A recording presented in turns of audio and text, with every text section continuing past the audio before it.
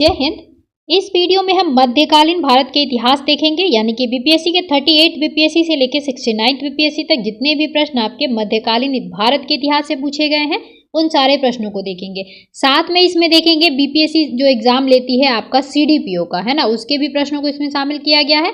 Plus BPSC जो teacher का exam लेती है उसके भी प्रश्नों को इसमें शामिल किया गया है, जितने भी मध्यकालीन भारत के इतिहास से पूछे गए हैं प्रश्न, है ना। इसके पहले मैंने घटना चक्र से भारत का भूगोल, विश्व का भूगोल, बिहार का भूगोल इतिहास एवं जितने भी फिजिक्स, केमिस्ट्री, आपके बायोलॉजी से प्रश्न पूछे गए थे वो सारे प्रश्न करवा दिए हैं मैंने, यानी कि साइंस के जितने भी क्वेश्चन है सारे करवा दिए हैं। उसके बाद मैंने मॉडर्न हिस्ट्री के आपको और एवं प्राचीन इतिहास के जितने भी प्रश्न हैं वो सारे मैंने करवा दिया है।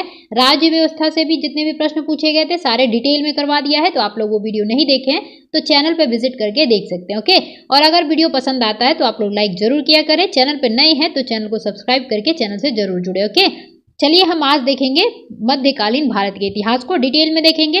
देखिए डिटेल में जो है फैक्ट एड ऑन होते हैं तो ये जरूर देखा करें आप लोग, है ना। चलिए हम देखते हैं। पहला प्रश्न पूछा गया था मध्यकालीन इतिहास से, गुलाम वंश का प्रथम शासक कौन था। तो गुलाम वंश का प्रथम शासक देखेंगे कुतुबुद्दीन ऐबक हो जाएगा, है ना। कुतुबुद्दीन ऐबक को गुलामों का गुलाम भी कहा जाता है क्योंकि ये पहले भी गुलाम था, है ना। चलिए, भारत में गुलाम वंश का प्रथम शासक कौन होता है तो कुतुबुद्दीन ऐबक होता है। ये 1206 से आप देखेंगे 1210 ईस्वी तक, है ना। वह ऐबक नामक तुर्क जनजाति का था। तो ये भी याद रखना है आपको कि ये कौन सी जनजाति का था, तुर्क जनजाति का। बचपन में उसे निशापुर के काजी फखरुद्दीन अब्दुल अजीज कुकी ने एक दास के रूप में खरीदा था। काजी ने उसकी उचित ढंग से देखभाल की और सभी शिक्षाओं में पूर्ण कराया था। याद रखिएगा, थोड़ा सा ऐबक के बारे में देख लीजिएगा कि ऐबक को कितने रुपए में जो है यहाँ पे खरीदा गया था। ओके, क्योंकि ये प्रश्न पूछा गया था तो लगभग 1 से 1.5 लाख के बीच में इसको खरीदा गया था। थोड़ा सा आप लोग इसको कंफर्म हो जाइएगा देख के। ऐबक बचपन से ही अति सुरीले स्वर का कुरान पढ़ता था, जिस कारण वह कुरान खां के नाम से भी प्रसिद्ध हुआ था। कुरान खां का मतलब ये होता है कुरान का पाठ करने वाला। बाद में देखेंगे वह निशापुर से गजनी लाया गया, जहां उसे गोरी ने खरीद लिया था। अपनी प्रतिभा, लगन और ईमानदारी के बल पर शीघ्र ही ऐबक ने गोरी का विश्वास भी प्राप्त कर लिया।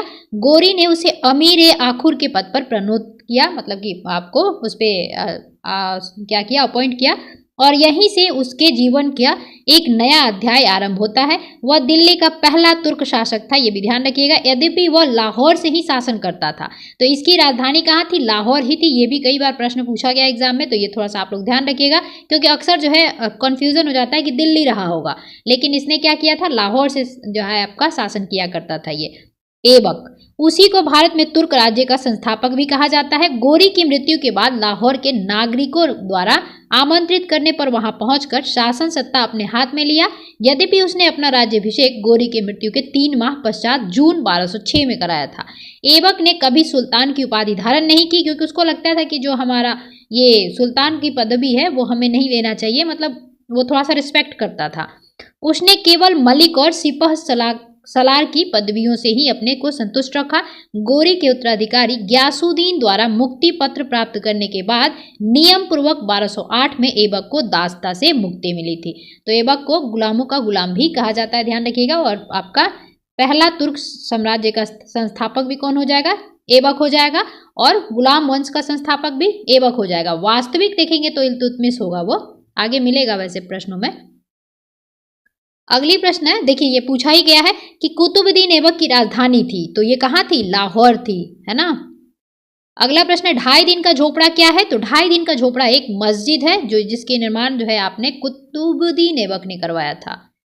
तो अपनी उदारता के कारण कुतुबुद्दीन ऐबक इतना अधिक दान करता था कि उसे लाख बख्श भी कहा जाता था, यानी लाखों को देने वाला। फरिश्ता ने लिखा है कि यदि किसी व्यक्ति की दानशीलता की प्रशंसा करते थे तो उसे अपने युग का ऐबक पुकारते थे। इसकी एक उपाधि कुरान खां भी थी। ऐबक को साहित्य से अनुराग था और स्थापत्य कला में भी रुचि थी। तत्कालीन विद्वान हसन निजामी और फक्र मुद्दबीर को उसका संरक्षण प्राप्त था। उन्होंने ऐबक को अपने ग्रंथ समर्पित किए थे। हसन निजामी ने ताज उल मासिर की रचना की। तो ये भी कई बार एग्जाम में पूछा गया है कि ताज उल मासिर के जो है लेखक कौन है, तो आप ध्यान रखिएगा हसन निजामी हो जाएंगे। ओके, ऐबक ने दिल्ली में कुब्बत उल इस्लाम और अजमेर में 2.5 दिन का झोपड़ा नामक मस्जिदों का निर्माण कराया था। तो कुब्बत उल इस्लाम दिल्ली में और अजमेर में आपका 2.5 दिन का झोपड़ा किसके द्वारा बनवाया गया, तो ये भी आपके कुतुबुद्दीन ऐबक के द्वारा। ओके, ये भी पूछा जाता है कि 2.5 दिन का झोपड़ा कहाँ है, तो ये ध्यान रखिएगा कि अजमेर में है। ओके, उसके बाद देखेंगे उसने दिल्ली में स्थित कुतुब मीनार का निर्माण कार्य भी प्रारंभ किया था, जिसे इल्तुतमिश ने पूरा किया था। बाद में इल्तुतमिश पूरा करेगा उसे। अगला प्रश्न है कुतुब मीनार किसके द्वारा पूरा किया गया था, तो ये लास्ट में हमने अभी देखा ही, इल्तुतमिश के द्वारा जो है इसको पूरा किया जाता है, और ये 2022 में ही देखिए प्रश्न पूछा गया है। अगला प्रश्न है भारत में मोहम्मद गोरी ने किसको प्रथम अक्ता प्रदान किया था, तो ये वो हो जाएगा कुतुबुद्दीन ऐबक।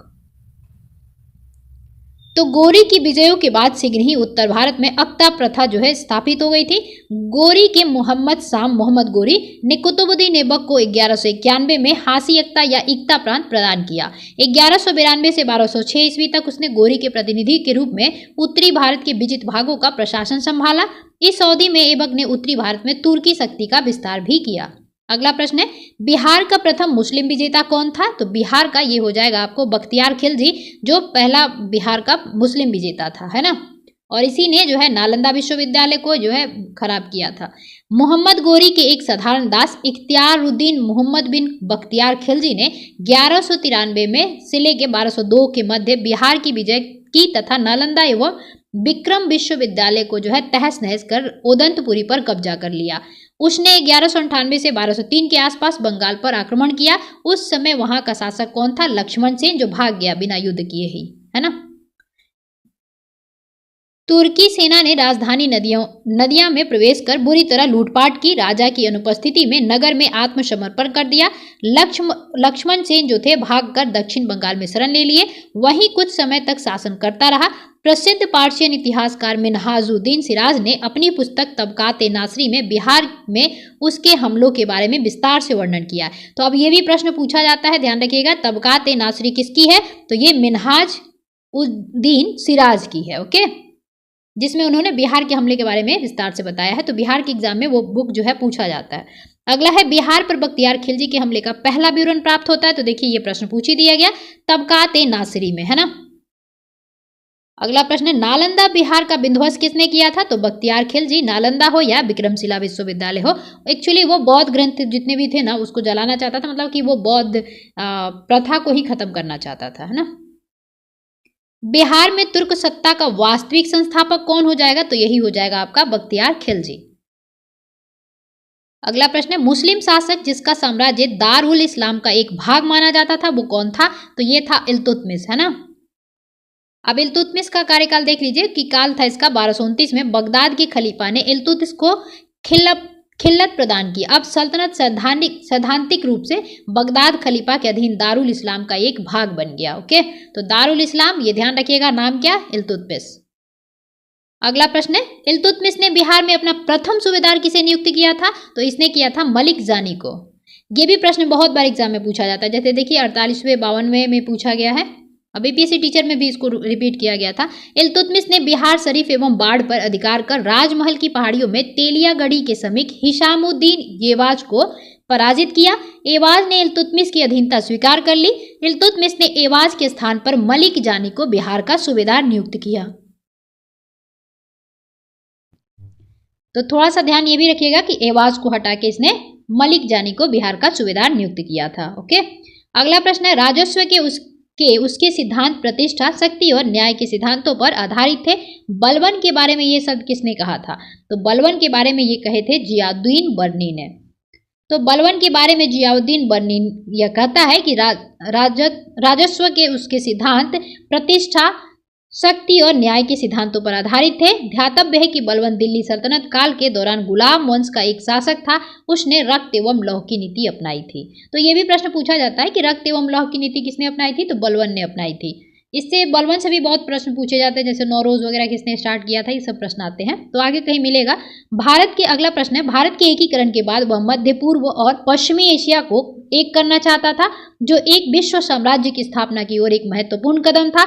आरपी त्रिपाठी ने मुगलकालीन भारत में ये किस सम्राट के बारे में कहा है, तो ये कहा है इन्होंने आपको अकबर के बारे में। ओके, तो आरपी त्रिपाठी मुगलकालीन सम्राट अकबर के बारे में ये लिखते हैं कि भारत के एकीकरण के बाद वह मध्य पूर्व एवं पश्चिमी एशिया को एक करना चाहता था, जो एक विश्व साम्राज्य की स्थापना की ओर एक महत्वपूर्ण कदम था। अलाउद्दीन जो था दिल्ली का प्रथम तुर्की सुल्तान था, जिसे धर्म के राज्य के अधीन लाने का और ऐसे घटकों से परिचय कराने का श्रेय जाता है जो सैद्धांतिक रूप से राज्य को धर्मनिरपेक्ष बनाते हैं। ये शब्द किसने लिखे थे? तो ये शब्द लिखे थे आपके एल श्रीवास्तव ने, है ना। तो चलिए देखते हैं इनका। तो देखेंगे एल श्रीवास्तव अलाउद्दीन खिलजी के बारे में लिखते हैं कि अलाउद्दीन दिल्ली का प्रथम तुर्की सुल्तान था जिसे धर्म को राज्य के अधीन लाने का और ऐसे घटकों से परिचय कराने का श्रेय जाता है जो सैद्धांतिक रूप से राज्य को धर्मनिरपेक्ष बनाते हैं। अगला प्रश्न है, वह प्रथम मुस्लिम शासक कौन था जिसने शासन के सिद्धांत यानी कि थ्योरी ऑफ किंगशिप को राजाओं के ईश्वरीय अधिकार सिद्धांत, यानी कि वो मानता था कि ये ईश्वरीय द्वारा अधिकार है ना, सिद्धांत प्रतिपादित किया था। तो ये बलवन ही हो जाएगा, है ना। बलवन प्रथम मुस्लिम शासक था जिसने शासन के इस सिद्धांत को राजाओं के ईश्वरीय अधिकार सिद्धांत के समान प्रतिपादित किया। इसके अनुसार सुल्तान पृथ्वी पर ईश्वर का प्रतिनिधि होता है तो उसे नियाबत खुदाई और उसका स्थान पैगंबर के पश्चात है। राजा जिले इलाई, ये भी पूछा जाता है जिले इलाई के बारे में, अर्थात ईश्वर का प्रतिबिंब। उसने पुत्र बुगरा खां से कहा था सुल्तान का पद निरंकुशता का सजीव प्रतीक है। ओके, तो जिले इलाई अपने आप को कौन बोला? तो बलवन ने। किस दिल्ली सुल्तान ने रक्त एवं लौह की नीति अपनाई थी? तो अभी देखा ही हमने, बलवन ने अपनाई थी। बलवन के विषय में कहा गया कि उसने रक्त एवं लौह की नीति को अपनाया था। बलवन के राजत्व सिद्धांत की दो मुख्य विशेषताएं थी। प्रथम यह था कि सुल्तान का पद ईश्वर के द्वारा प्रदत्त होता है और द्वितीय यह था कि दूसरा सुल्तान का निरंकुश होना आवश्यक है। उसके अनुसार सुल्तान पृथ्वी पर ईश्वर का प्रतिनिधि है, नियामत खुदाई जिसे कहा जाएगा, और उसका स्थान पैगंबर के पश्चात सुल्तान को कार्य करने की प्रेरणा और शक्ति ईश्वर से प्राप्त होती है। इस कारण जनसाधारण या सरदारों को उसके कार्यों की आलोचना का अधिकार नहीं है, यानी कि जो राजा है वो अगर कोई कार्य करता है तो बाकी जो जनसाधारण है वो ईश्वर की अवहेलना नहीं कर सकते, है ना। अगला है, तुगरिल खान ने किसके शासनकाल के दौरान विद्रोह किया था? तो तुगरिल खान ने किसके समय में विद्रोह किया था? वो भी बलवन के समय में ही किया था। ठीक है, तो इसका आंसर भी क्या हो जाएगा? बलवन। तो देख लेते हैं, तुगरिल खान ने बलवन के काल में विद्रोह किया था। यह विद्रोह बंगाल में अमीन खान की नियुक्ति के विरोध में हुआ था। कालांतर में बलवन ने बंगाल अभियान से डरकर तुगरिल खां भाग गया। तो बलवन से डर के वो भाग गया है। बलवन एक अच्छा प्रशासक था, है ना। जब उसने राजत्व प्राप्त किया तो वह शरीयत के नियमों और आदेशों से पूर्णतः स्वतंत्र था। बर्नी ने यह किस सुल्तान के बारे में कहा है? तो अलाउद्दीन खिलजी के बारे में ये कहा गया है कि जियाउद्दीन बर्नी ने उक्त कथन अलाउद्दीन खिलजी के लिए कहा है। अलाउद्दीन दिल्ली का पहला सुल्तान था जिसने धर्म पर राज्य का नियंत्रण स्थापित किया। ध्यान रखिएगा, ये प्रश्न पूछा जाता है, किसने धर्म पर राज्य का नियंत्रण स्थापित किया था? तो वो पहला सुल्तान हो जाएगा आपका अलाउद्दीन खिलजी। इस संदर्भ में अपनी नीति की व्याख्या करते हुए वह स्वयं कहता है कि मैं नहीं जानता कि कानून की दृष्टि से क्या उचित है और क्या अनुचित। मैं राज्य की भलाई और अवसर विशेष के लिए जो उपयुक्त समझता हूँ उसी को करने की आज्ञा देता हूँ। अंतिम न्याय के दिन मेरा क्या होगा मैं नहीं जानता। अलाउद्दीन ने राजपद के विषय में बलवन के विचार को पुनः जीवित किया। वह राजा की सार्वभौमिकता में विश्वास रखता था जो पृथ्वी पर ईश्वर का प्रतिनिधि मात्र है। उसने अपनी शक्ति की वृद्धि के विषय में खलीफा की अनुमति लेना भी आवश्यक नहीं समझा, इसलिए उसने खलीफा से अपने पद की मान्यता प्राप्त करने के संबंध में कोई याचना नहीं की। उसने अपने आप को यामुन उल खिलाफत नासरी अमीर उल मोमिन के नाम से जो है बताया था। इस प्रकार अलाउद्दीन दिल्ली का पहला सुल्तान था जिसने धर्म को राजनीति में हस्तक्षेप नहीं करने दिया। अलाउद्दीन जो है उलेमा वर्ग के प्रभाव से मुक्त रहा। तो ध्यान रखिएगा, अलाउद्दीन खिलजी उलेमा वर्ग के प्रभाव से मुक्त रहता है। इनमें से किसने खलीफा की शक्ति का विरोध किया था? तो खलीफा की शक्ति का विरोध किसने किया था? तो ये हो जाएंगे आपको उपयुक्त में से कोई नहीं, है ना। चलिए इसका डिटेल देखते हैं। तो विकल्प किसी भी सुल्तान ने खलीफा की शक्ति का विरोध नहीं किया। इल्तुतमिश ने खलीफा से मान्यता प्राप्त जरूर की थी, परंतु बंगाल के सुल्तान गयासुद्दीन ने भी खलीफा से मान्यता प्राप्त की थी, जिस पर आक्रमण कर इल्तुतमिश ने एक तरीके से खलीफा की सत्ता का विरोध किया। अलाउद्दीन खिलजी, बलवन एवं मोहम्मद बिन तुगलक सभी व्यवहारिक रूप से स्वतंत्र शासक ही थे, लेकिन किसी ने खलीफा शक्ति या सत्ता का विरोध नहीं किया था। केवल मुबारक खिलजी था जिसके स्वयं खलीफा की उपाधि ली। तो ध्यान रखिएगा, ये भी पूछा जाता है कि किसने स्वयं को अपने खलीफा की उपाधि ली थी स्वयं से, तो मुबारक खिलजी था। इस तरह उसने खलीफा की सत्ता का विरोध किया था क्योंकि खुद ही उसने ले लिया था ना, मुबारक खिलजी। अगला है अलाउद्दीन खिलजी के प्रसिद्ध सेनापतियों में से किसकी मंगोलों के विरुद्ध लड़ते हुए मृत्यु हो गई थी? तो ये जफर खां की है ना। अलाउद्दीन का प्रसिद्ध सेनापति जफर खां मंगोलों के विरुद्ध लड़ता हुआ मारा गया, जो अपने समय का एक श्रेष्ठ और साहसी सेनापति था। जफर खां के शौर्य और भारतीय सेना की दृढ़ता से मंगोल इतने प्रभावित हुए कि वे उसी रात को 30 कोस पीछे हट गए और वापस चले गए। अगला प्रश्न है, इनमें से किसने हुमायूं को यह प्रस्ताव दिया कि यदि उसे बंगाल पर अधिकार करने दिया गया तो वह बिहार को समर्पित कर देगा और 10 लाख दिनार की वार्षिक श्रद्धांजलि अर्पित करेगा? तो ये कौन हो जाएंगे? शेर खान। बंगाल अभियान के समय शेर खान ने हुमायूं को यह प्रस्ताव दिया कि बिहार हुमायूं को सौंप देगा यदि उसे बंगाल पर अधिकार करने दिया जाएगा, तो साथ ही 10 लाख दिनार का वार्षिक श्रद्धांजलि भी अर्पित करेगा। अगला है, रानी पद्मिनी का नाम अलाउद्दीन की चित्तौड़ विजय से जोड़ा जाता है, उनके पति का नाम क्या था? तो उनके पति का नाम था राणा रतन सिंह। ये तो मूवी भी आप लोगों ने देखी ही होगी, पद्मावत है ना, जायसी की। पद्मिनी की कहानी का आधार 1540 ईस्वी में मलिक मोहम्मद जायसी द्वारा लिखित काव्य पुस्तक पद्मावत है। तो ध्यान रखिएगा, ये थोड़ा सा बहुत बाद में लिखते हैं बुक, इसलिए थोड़ा सा उतना मतलब होता ना कि कहा जाए इस पर विश्वास किया जाए तो वो नहीं किया जा सकता, फिर भी इस पर होता है। तो ध्यान रखिएगा, ये मलिक मोहम्मद जायसी की बुक है पद्मावत। ओके, इसके अनुसार पद्मिनी चित्तौड़ के राणा रतन सिंह की अत्यंत सुंदर एवं विदुषी पत्नी थी। अमीर खुसरो ने सुलेमान और रानी सैबा के प्रेम प्रसंग का उल्लेख कर अपने ग्रंथ में किया था और उसने अपने संकेतों में अलाउद्दीन की समता सुलेमान से तथा पद्मिनी की तुलना सैबा से की थी। संभवतः इसी आधार को मानकर मलिक मोहम्मद जायसी ने पद्मावत की रचना की और राणा रतन सिंह की रानी पद्मिनी की कहानी बनी। अगला प्रश्न है, अलाउद्दीन खिलजी के आक्रमण के समय देवगिरी का शासक कौन था? तो ये रामचंद्र देव हो जाएगा।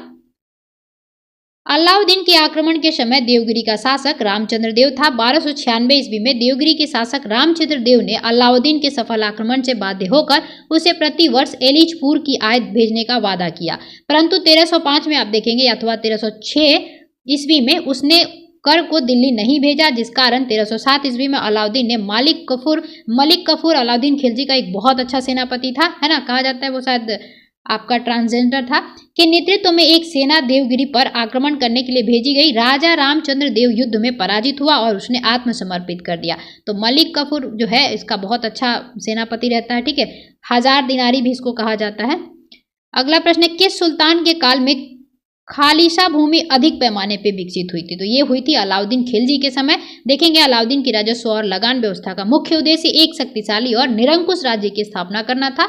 उसने उन सभी व्यक्तियों से भूमि छीन ली जिन्हें वह मिल्क यानी कि राज्य द्वारा प्रदत्त संपत्ति इनामिंदरात या पेंशने में दी गई थी, तथा वक्फ क्या होता था? तो धर्मार्थ प्राप्त हुई भूमि आदि के रूप में मिली थी। फलतः खलीशा भूमि अधिक पैमाने पर विकसित हुई। तो जो भी दिए गए थे वो छीन लिया, तो इसका क्या हुआ? ज्यादा हो गया, है ना।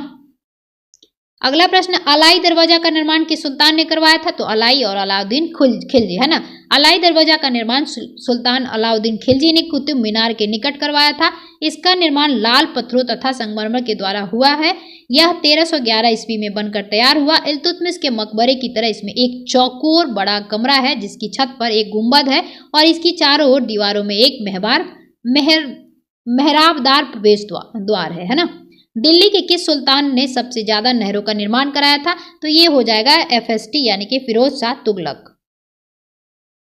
फिरोज शाह तुगलक का शासनकाल भारत में नहरों के सबसे बड़े जाल का निर्माण कराने के कारण प्रसिद्ध रहा। सिंचाई की सुविधा के लिए उसने 5 बड़ी नहरों का निर्माण कराया। फिरोज तुगलक उलेमा वर्ग की स्वीकृति के पश्चात हक-ए-सर्ब, है ना, हक-ए-सर्ब क्या होता था? सिंचाई कर हुआ करता था। सिंचाई कर लगाने दिल्ली का प्रथम सुल्तान था। उन किसानों को जो सिंचाई के लिए एक शाही नहरों का पानी प्रयोग में लाते थे, वे अपने पैदावार का 1/10 जो है आपका भाग सरकार को देना पड़ता था उनको। अगला है, फिरोज शाह तुगलक द्वारा दारुल सफा क्या था? तो दारुल सफा जो है एक आपका पुस्तकालय नहीं था, एक खैराती अस्पताल था, ठीक है। राज्य के खर्च पर हज की व्यवस्था कराने वाला पहला भारतीय शासक फिरोज शाह तुगलक था। उसने दारुल सफा नामक एक खैराती अस्पताल की स्थापना की और उसमें कुशल हकीम भी रखे थे उसने। निम्नलिखित में से किस सुल्तान ने बेरोजगारों को रोजगार दिलवाया था? तो ये भी वही हो जाएगा, फिरोज शाह तुगलक, है ना। फिरोज शाह तुगलक ने सामान्य लोगों की भलाई के लिए कुछ उपकार के कार्य किए। नियुक्ति के लिए एक दफ्तर यानी कि रोजगार दफ्तर खोलकर प्रत्येक मनुष्य के गुण एवं योग्यता की पूरी जांच पड़ताल के बाद यथासंभव अधिक से अधिक लोगों को नियुक्ति देकर उसने बेकारी की समस्या को हल करने का प्रयास किया। अगला प्रश्न, निम्नलिखित में से किस सुल्तान ने दरबार में किस सुल्तान के दरबार में सबसे अधिक गुलाम थे? तो यही हो जाएगा आपका फिरोज शाह तुगलक, है ना। फिरोज शाह तुगलक को दासों का बहुत शौक था। उसके समय दासों की संख्या संभवतः 1,80,000 तक पहुंच गई थी। उनकी देखभाल के लिए एक पृथक विभाग भी था जिसे दीवाने बंदगान का गठन किया गया था। उन दासों की शिक्षा का पूर्ण ध्यान रखा भी जाता था, है ना। तो दीवान ए बंदगान क्या था? उसमें दासों को रखा जाता था, ये भी ध्यान रखिएगा।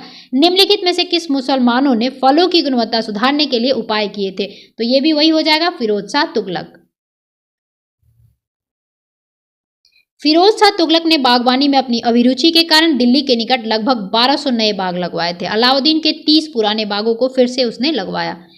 फारसी यात्री अब्दुल रज्जाक भारत में किस राजा के शासनकाल में आया था? तो वो किसके शासनकाल में आया था? तो देवराव 2 के समय आया था फारसी यात्री। ये फारसी राजदूत देखे ही आपने कि सबसे प्रतापी शासक देवराय 2 के कार्यकाल में, यानी कि 1422 से 1446 के बीच में था इसका शासनकाल।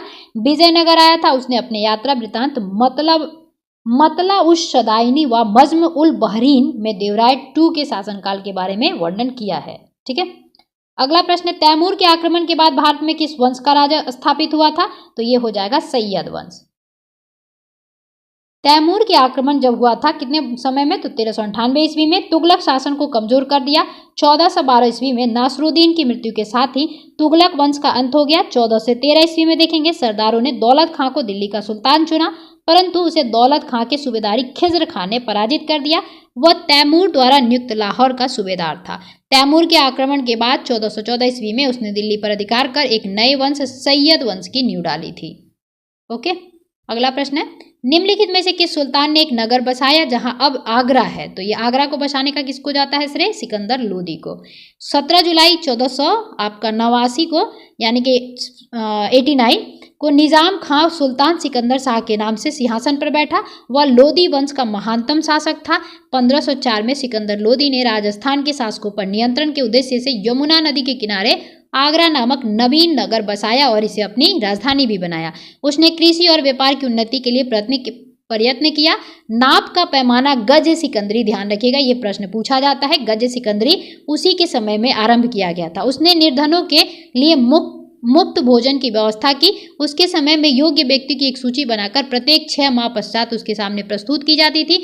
वह शिक्षित और विद्वान था। वह उसके स्वयं के आदेश से एक आयुर्वेदिक ग्रंथ का फारसी में अनुवाद किया गया जिसका नाम फरहंगे सिकंदरी था, है ना, रखा गया। उसके समय में गायन विद्या की एक श्रेष्ठ ग्रंथ लज्जत सिकंदर शाही, ये भी ध्यान रखिएगा, की रचना हुई। सिकंदर लोदी शहनाई सुनने का बहुत शौकीन था। वो गुलरुखी उपनाम से कविताएं लिखा करता था। तो ये भी पूछा जाता है कि कौन सा ऐसा जो शासक था वो गुलरुखी नाम से अपनी कविताएं लिखा करता था। तो इसका उपनाम क्या है आपका? गुलरुखी, है ना।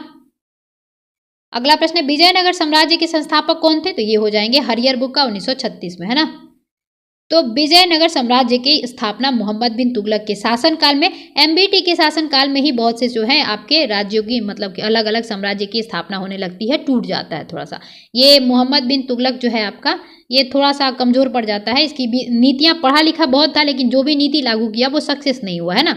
तो उसी के शासनकाल में देखेंगे 1336 ईस्वी में हरिहर बुक्का नामक 2 भाइयों द्वारा किया गया था विजयनगर साम्राज्य की स्थापना। इस राज्य की राजधानी हम्पी थी जो कि तुंगभद्रा नदी पर स्थित है।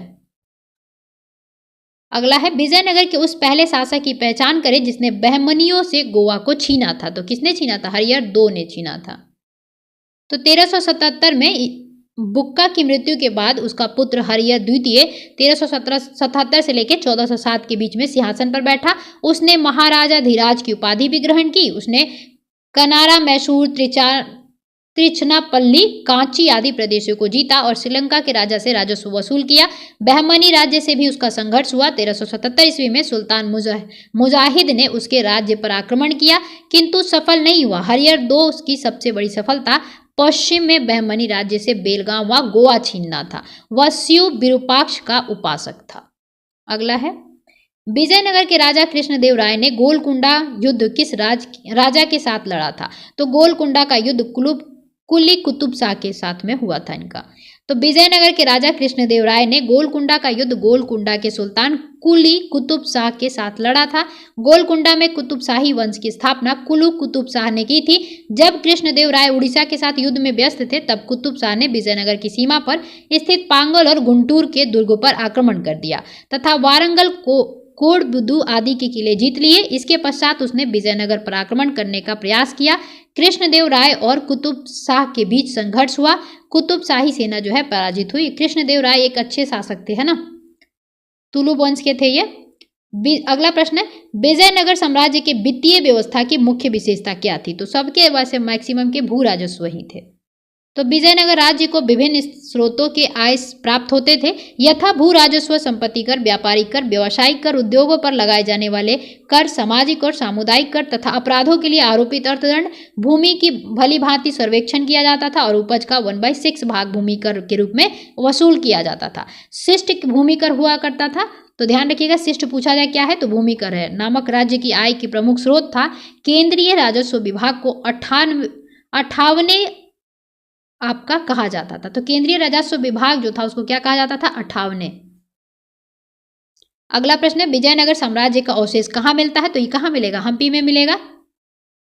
हम्पी के खंडहर वर्तमान कर्नाटक में अवस्थित विजयनगर साम्राज्य का प्राचीन राजधानी का प्रतिनिधित्व करते हैं। विजयनगर काल में बना विरूपाक्ष मंदिर, ध्यान रखिएगा ये भी पूछा जाता है, कहाँ पे अवस्थित है? यहीं पर अवस्थित है, हम्पी में। हम्पी यूनेस्को की विश्व विरासत स्थलों की सूची में भी सम्मिलित है। अगला है, दीवान ए अर्ज विभाग संबंधित है। तो दीवान ए अर्ज जो है आपका रक्षा विभाग से संबंधित है। दीवान ए आरिज अथवा आरिज मुमालिक सल्तनत काल में सैन्य विभाग का प्रमुख अधिकारी हुआ करता था और आरिज मुमालिक का विभाग ही दीवान ए अर्ज कहलाता था। इस विभाग की स्थापना बलबन ने की थी। ठीक है, तो दीवान ए अर्ज किसके द्वारा? बलबन के द्वारा। अगला है, शिवाजी की राजधानी कहाँ थी? तो शिवाजी की राजधानी रायगढ़ में थी। 1674 ईस्वी में शिवाजी ने अपना राज्याभिषेक कराया। अब देखिए ये भी प्रश्न पूछा जाता है, शिवाजी का राज्याभिषेक कब हुआ था? तो 1674 में हुआ था तथा छत्रपति की उपाधि धारण की, रायगढ़ को अपनी राजधानी बनाया। उस युग में महान विद्वान बनारस पंडित विश्वेश्वर उर्फ गंगा भट्ट ने उन्हें क्षत्रिय घोषित करते हुए उनका राज्याभिषेक करवाया था। अगला प्रश्न है, बहमनी राज्य का संस्थापक कौन है? तो बहमनी राज्य का संस्थापक हो जाएगा अलाउद्दीन हसन, या उसका बहमनी भी नाम मिलता है। तो दक्कन के अमीरान ए सदा के विद्रोह के परिणाम स्वरूप मोहम्मद बिन तुगलक के शासनकाल के अंतिम दिनों में बहमनी साम्राज्य की स्थापना हुई। जफर खां हसन गंगू नामक एक सरदार ने अलाउद्दीन हसन बहमन शाह, है ना, की उपाधि धारण की। तो रियल नेम उसका क्या था? हसन गंगू करके 1347 ईस्वी में सिंहासन रूढ़ हुआ और बहमनी साम्राज्य की नींव डाली। उसने गुलबर्गा को अपने नव संस्थापित साम्राज्य की राजधानी बनाया। किसको? गुलबर्गा को। तथा उसका नाम जो है अहसानाबाद रखा। अपने साम्राज्य के शासन के लिए उसने इसे 4 तरफों से अथवा प्रांतों में विभाजित किया, गुलबर्गा, दौलताबाद, बरार और बीदर, है ना। तो ये भी पूछा जाता है, ध्यान रखिएगा, गुलबर्गा, दौलताबाद, बरार और बीदर में उसने अपने प्रांतों को विभाजित किया था। प्रत्येक प्रांत एक शासन के अधीन था। गुलबर्गा का प्रांत सबसे महत्वपूर्ण हुआ करता था। इसमें बीजापुर भी सम्मिलित था। दक्षिण के हिंदू शासकों को अपने अधीन किया तथा अपने अनुयायियों को पद और जागीर प्रदान की। नई प्रथा प्रारंभ की थी। उसने हिंदुओं से जजिया न लेने का आदेश दिया था। सरजामी प्रथा किससे संबंधित है? तो सरजामी प्रथा मराठा भू राजस्व से आपका संबंधित है। मराठा काल में सरजामी प्रथा भू राजस्व प्रशासन से संबंधित थी। इस काल में मराठा जागीरदारों की सरजामी भूमि उनके निर्वहन के लिए प्राप्त की जाती थी, प्रदान की जाती थी। अगला है, निम्नलिखित में से कौन भूमि उत्पाद कर पर लगने वाले कर को इंगित करते हैं? तो भूमि उत्पाद पे लगने वाले कर कौन कौन से हो जाएंगे इसमें? तो आपके खराज हो जाएगा, उसके बाद आपको खुम्स नहीं होगा, है ना, उस्र हो जाएगा और मुक्तई हो जाएगा। तो इसका आंसर क्या हो जाएगा? 1, 3, 4, है ना। चलिए देख लेते हैं। तो खराज, उस्र और मुक्तई भूमि उत्पाद पर कर लगने वाले कर को इंगित करते हैं, जबकि खुम्स क्या है? तो भूमि उत्पादन पर लगने वाला कर नहीं था, अपितु खुम्स लूटपाट का धन जो होता था ना, उसमें जब मिलते थे तो उसको कहा जाता था खुम्स। खुम्स युद्ध में शत्रु राज्य की जनता से लूट प्राप्त होता था। इस लूट का 4/5 भाग जो है आपका सैनिकों में बांट दिया जाता था और शेष भाग आपका 1/5 भाग राजकोष में जमा किया जाता था। किंतु अलाउद्दीन खिलजी और मोहम्मद बिन तुगलक ने 4/5 भाग राजकोष में दिया और 1/5 भाग सैनिकों में बांटा। सिकंदर लोदी ने गड़े हुए खजाने से कोई हिस्सा नहीं लिया था। अगला प्रश्न है, किस सुल्तान ने जमीन में फसल की नपाई का आधा राजस्व के रूप में दावा किया था? तो ये हो जाएगा अलाउद्दीन खिलजी। अलाउद्दीन खिलजी दिल्ली सल्तनत का पहला सुल्तान था जिसने भू राजस्व नीति में कुछ परिवर्तन किए। उसने उपज का 50% भू राजस्व के रूप में निश्चित किया, जिसे अनाज के रूप में लेने के लिए जोर दिया गया। इससे पूर्व बलबन और इल्तुतमिश ने भू राजस्व उपज की 1/3 दर से अधिक नहीं लिया था। मोहम्मद बिन तुगलक के काल में भी भूमि कर की दर अलाउद्दीन की भांति 50% कर दी गई थी, लेकिन जहां अलाउद्दीन ने राजस्व निर्धारण भूमि पैमाइश के आधार पर किया था, वहीं मोहम्मद बिन तुगलक ने बिना पैमाइश के अनुमान के आधार पर किया था। तो बाद में उसने घटाया भी था मोहम्मद बिन तुगलक ने, है ना। और दोनों सही थे, किंतु बिहार लोक सेवा ने अंतिम उत्तर कुंजी विकल्प में सी सही माना था। यानी किसने किया था यह? तो आपका अलाउद्दीन खिलजी ने। देखिए मोहम्मद बिन तुगलक ने भी 50% किया था, लेकिन क्या हुआ कि बाद में जब जनता की तरह ये बहुत अच्छे अच्छे नियम लागू किया, लेकिन इसके सक्सेस नहीं हुए थे, है ना। चलिए अगला प्रश्न है, शेख बहाउद्दीन जकारिया किस संप्रदाय के थे? तो शेख बहाउद्दीन जकारिया आपके सोहरावर्दी संप्रदाय के थे। ठीक है, भारतवर्ष में सोहरावर्दी संप्रदाय शेख बहाउद्दीन जकारिया से प्रारंभ हुआ। सूफियों के इस संप्रदाय ने शेख सदरुद्दीन आरिफ, शेख रकनुद्दीन अबू फतह और शेख जलालुद्दीन सुरखादी हुए। इस संप्रदाय के संत सुखमय जीवन पर बल देते थे, धन और संपत्ति की साधना को बाधक मानते थे। अगला प्रश्न है, इन शासकों में से किसने अपने सैन्य टुकड़ियों को 200, 250, 500 की इकाइयों में विभाजित किया था? तो ये उपयुक्त में से आपका ई हो जाएगा इसका आंसर, है ना। इस्लाम शाह शेर शाह का पुत्र था। इस्लाम शाह ने पूरे उत्तर भारत में लगभग 8 वर्षों तक शासन किया और उसकी मृत्यु 1553 ईस्वी में हुई। इस्लाम शाह ने अपनी सैन्य टुकड़ियों को 50, 200, 250 और 500 की इकाइयों में विभाजित किया था। संभवतः शेर शाह के समय भी सैन्य जो है आपका विभाजन की यह प्रणाली प्रचलित थी। ज्ञातव्य हो कि बिहार लोक सेवा ने इस प्रश्न का ई माना था, तो इसीलिए उन्होंने आपका इस्लाम शाह एवं शेर शाह को माना था, है ना। अगला है, जवादित का संबंध किससे था? तो ये था आपका राज्य कानून से। जवादित का संबंध राज्य कानून से हुआ करता था। अगला प्रश्न है, सल्तनत काल के सिक्के टंका, ससगनी एवं जीतल किन धातुओं के थे? तो ये हो जाएंगे चांदी तांबा। यानी कि आपका टांका किसका हो जाएगा? चांदी का, ससगनी चांदी का एवं जीतल तांबा का। ठीक है, अब ये किसने किया था? तो इल्तुतमिश द्वारा ये प्रचलित किए गए थे। ठीक है, टांका और जीतल का अनुपात क्या हुआ करता था? तो 1:48। अगला प्रश्न है, भारत में कागज का प्रयोग कब से प्रारंभ हुआ है? तो ये 12वीं शताब्दी से हुआ है। वैसे पहला कौन था? तो चीन था। विश्व में सर्वप्रथम कागज का आविष्कार चीन में हुआ था। भारत में कागज का प्रयोग 12वीं शताब्दी में प्रारंभ हुआ। आशुतोष संग्रहालय कलकत्ता में 1105 ईस्वी का पेपर संरक्षित किया गया है, जिसका शीर्षक पंचरक्षा है। यह भारत में कागज का सबसे प्राचीन प्रमाण है। अगला है, तबकात नासरी के लेखक कौन है? तो अभी हमने देखा ही, मिनहाज उस सिराज है। तबकात नासरी का लेखक मिनहाज उस सिराज था, जो सुल्तान नासरुद्दीन को समर्पित किया गया है। यह ग्रंथ 23 अध्यायों में है। रॉबर्टी ने इसका अंग्रेजी में अनुवाद किया है ना। इस पुस्तक में मोहम्मद गौरी की भारत विजय का प्रत्यक्ष वर्णन मिलता है। ज्ञातव्य है कि मिनहाज प्रथम इतिहासकार है जिसने ये कहा था कि कुतुबुद्दीन ऐबक ने अपने नाम की मुद्राएं प्रसारित की और खुतबा भी पढ़वाया था। अगला है, सभी भक्ति संतों के मध्य एक समान विशेषता थी कि उन्होंने अपनी वाणी को उसी भाषा में लिखा जिसे उनके भक्त समझते थे। ओके, तो इसका आंसर वही हो जाएगा आपका ए। तो भक्ति आंदोलन के संतों का आचार बहुत ऊंचा था। उसमें से बहुतों ने देश के भ्रमण किए और वे कई प्रकार के लोगों से मिलते हैं जिनके विचार भिन्न थे। उन संतों ने साधारण लोगों की भाषाओं को उन्नत करने में अपना योगदान दिया। उन्होंने हिंदी, पंजाबी, बांग्ला, तेलुगु, कन्नड़, तमिल इत्यादि भाषाओं की उन्नति में बहुत योगदान दिया। भक्ति आंदोलन के संत भी अपने उपदेश क्षेत्रीय भाषाओं में देते थे ताकि वहाँ के लोग उपदेश आसानी से सुन सके और समझ सके। इसी कारण क्षेत्रीय भाषाओं का भी उस समय विकास हुआ। मोहम्मद गौरी गुजरात के चालुक्यों द्वारा कब पराजित हुआ था? तो 1178 ईस्वी में हुआ था वो, है ना। तो मोहम्मद गौरी 1178 ईस्वी में गुजरात पर आक्रमण किया। इस समय गुजरात का अहिलवाड़ चालुक्य शासक मूलराज दो, ये याद रखिएगा, मूलराज दो को उसने अपने भाई भीम टू को सेनापति बनाकर भेजा। साथ में उसकी माता नायका देवी भी थी। माउंट आबू पर्वत के पास कासहद के मैदान में भीम टू ने मोहम्मद गौरी को पराजित कर दिया। यह मोहम्मद गौरी की भारत में पहली हार थी, इसलिए आप लोग ध्यान रखिएगा। अगला प्रश्न है, निम्नलिखित में से किस युद्ध में मुख्य विरोधियों का सही उल्लेख नहीं किया गया है ना? तो ये देखेंगे आपका हल्दी घाटी का युद्ध कह रहा है आपका महाराणा प्रताप और अकबर, जो कि सही है आपका। ये वाला जो है आपका सी, ये नहीं सही है ना। पानीपत का द्वितीय युद्ध, पानीपत का प्रथम युद्ध बाबर और इब्राहिम लोदी के बीच हुआ था। तो पानीपत का प्रथम युद्ध 21 अप्रैल 1526 को बाबर तथा इब्राहिम लोदी के बीच हुआ, जबकि हल्दीघाटी का प्रथम युद्ध अप्रैल 1576 में महाराणा प्रताप एवं अकबर के बीच में लड़ा गया था। पानीपत का द्वितीय युद्ध नवंबर 1556 में सम्राट हेमचंद्र विक्रमादित्य हेमू तथा अकबर की सेना के बीच लड़ा गया था, जिसे अकबर की सेना विजयी रही थी। अगला है, दिल्ली सल्तनत के दौरान मुकद्दम या चौधरी का पद इस्तेमाल किन के लिए किया जाता था? तो इसका एक से अधिक आंसर होना चाहिए था, लेकिन बीपीएससी ने इसको ए माना था, है ना, गांव के सरपंच, जबकि राजस्व अधिकारी को भी आपको चौधरी कहा जाता था। तो ध्यान रखिएगा, चौधरी या मुकद्दम जो था आपका गांव के सरपंच को कहा जाता था। दिल्ली सल्तनत के दौरान खुद या मुकद्दम या चौधरी नामक शब्द गांव के सरपंच के लिए उपयोग किया जाते थे। ये सल्तनत के लिए राजस्व एकत्र करने का भी काम किया करते थे।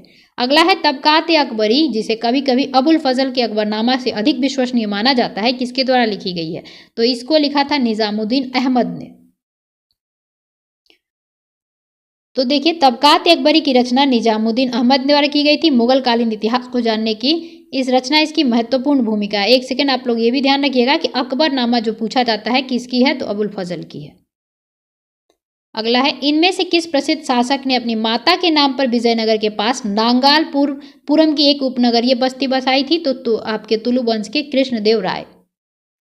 कृष्णदेव राय 1509 से लेकर आपको 1529 तक इनका कार्यकाल रहता है। विजयनगर साम्राज्य के तुलु वंश का शासक था। इसे विजयनगर साम्राज्य का सर्वाधिक प्रतापी शासक माना जाता है। कृष्णदेव राय ने अपनी माता नागालंबा के नाम पर नागालंबपुरम, जिसे वर्तमान में नागालपुरम न कहा जाता है, जो आंध्र प्रदेश राज्य के तिरुपति जिले में स्थित है। अलाउद्दीन खिलजी द्वारा द्वार समुद्रम की विजय के लिए किसे नियुक्त किया गया था? तो ये मलिक कफूर को किया गया था। ओके, अगला है, अलाउद्दीन खिलजी द्वारा वही द्वार समुद्रम की विजय के लिए मलिक कफूर को नियुक्त किया गया था। होयसल की राजधानी द्वार समुद्रम थी। तो ये द्वार समुद्रम जो है होयसल की राजधानी हुआ करती थी। वहां का शासक कौन था? तो बीरबलाल III था।